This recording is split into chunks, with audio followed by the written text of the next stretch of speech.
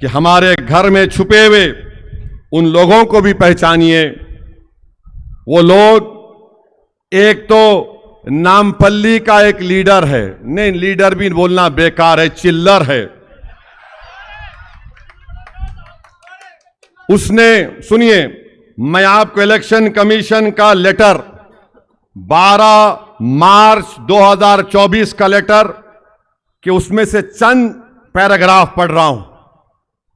वो चिल्लर जो लैला का मजनू है और एक पुराने शहर की उमराव जान है, हां समझे, हां, इन्होंने बीजेपी की कैंडिडेट जो तीर, उन्होंने लेटर लिखा कि 6,70,404 नाम वोटर लिस्ट में बोगस है। इलेक्शन कमीशन का जवाब आया, पैराग्राफ नंबर 2, इसको सोशल मीडिया पे डाल दूंगा ताकि ये चिल्लर और उमराव जान की हकीकत मालूम हो जाए।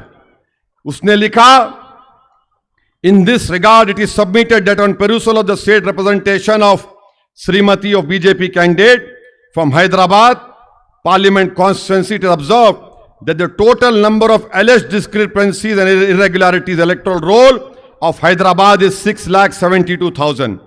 अब यहां से जरा समझिए, which is exactly the same number of 6,72,000 mentioned in the earlier complaint of Shri Chillar, contestant candidate, wide reference 1.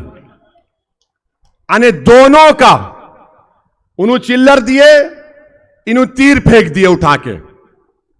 तो उसमें इलेक्शन कमीशन ने कह दिया कि photo similar entries, shifted voter, single voter, dead voter, सिर्फ 11-12 हजार डेड वोटर्स निकले, बाकी का कुछ नहीं निकला। वो जब चिल्लर दिया था, अब तीर फेंके उन्होंने ये लिख दिया।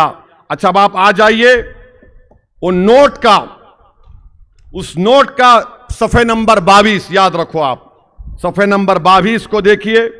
सफे नंबर 22 में एक बड़ी इंटरेस्टिंग बात लिखी गई, जिसमें चिल्लर ने, उमराव जान ने यह बात कही थी कि एक घर में इतने वोटर रहते हैं, 50 लोग वोट रहते हैं। तो इलेक्शन कमीशन ने लिखा कि हमने 51,000 ऐसे वोटर्स का चेक किया, वेरीफाई किया है, जिसमें से 41,482 उसी जगह पर हैं।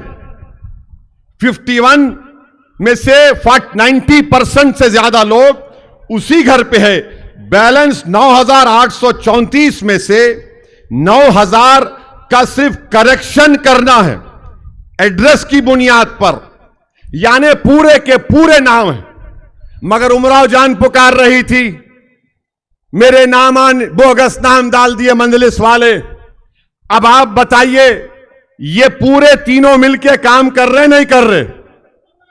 चिल्लर, तीर फेंकने वाले और उमराव जान।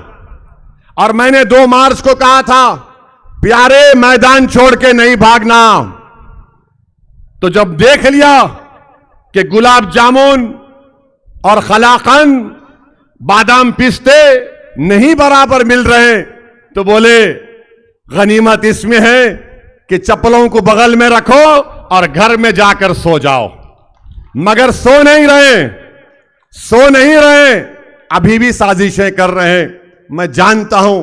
मगर याद रखो, अल्लाह हमेशा सच्चाई को कामयाब करता है, अल्लाह हमेशा हक को सरबुलंद करता है। 1996 में भी ऐसा कर रहे थे, और उस वक्त मुमताज खान साहब ने सालारे मिल्लत के लिए खुलकर काम किया था, बल्कि पूरी पोलिंग का भी इंतजाम करवाया था। ये लोग समझे थे कि वेंकैया नायडू खड़ा हो जाएगा तो मेरा कायद नाकाम हो जाएगा। मगर अल्लाह जब किसी को कामयाब और इज्जत से नवाजना चाहता है, दुनिया की ताकत कुछ नहीं कर सकती। आज भी साजिशें कर रहे हैं।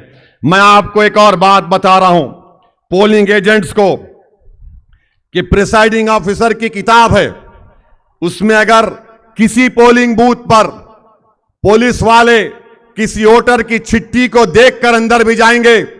मैं उन पुलिस वालों को चैलेंज कर रहा हूं, presiding officer handbook 2023 paragraph number 13.28 जिसमें आइडेंटिफिकेशन ऑफ इलेक्टर्स लिखा हुआ है और फिर पैराग्राफ नंबर 13.29, इन दोनों में कहीं पर भी यह नहीं लिखा गया कि पुलिस किसी वोटर की चिट्ठी को देखकर उसको भिजा देगी या रोकेगी।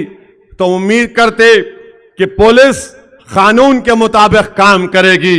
हां, असेंबली इलेक्शन के वक्त एक कोतवाल साहब बड़ी होशियारी करे और उमरा जान को तकलीफ यही हो गई, क्योंकि कहावत है ना, जब कोतवाल हो सैया, तो कोतवाल सैया नहीं है अब। तो उनको लगा हवा भी एक तरफ, सब मोदी के खिलाफ खड़े हो गए। मजलिस ने याकूतपुरे को मजबूत बना दिया। अब इनको समझे कि गुलाब जामुन बादाम पिस्ता भी नहीं मिल रहा है। हद तो यह हो गई कि खजूर की गुटली भी देने को तैयार नहीं था इनको। तो इसीलिए मेरे अजीज दोस्तों और बुजुर्गों, अपने इत्तेहाद को मजबूत रखिए। ये नौजवानों, याद रखो, ये लड़ाई आपके लिए लड़ी जा रही है, मुस्तकबिल आपका है। कहीं आप फार्म हाउस को जाएंगे, मालूम हुआ कि बहुत से फार्म हाउस को जा रहे हैं। अगर आप फार्म हाउस को जाएंगे, कलेक्टर की तरफ से ऑर्डर निकल चुका है कि जो कमर्शियल एस्टेब्लिशमेंट है उसको सबको बंद रखना पड़ेगा। फार्म हाउस में अपने पैसे गारत मत करो, हैदराबाद में रहो।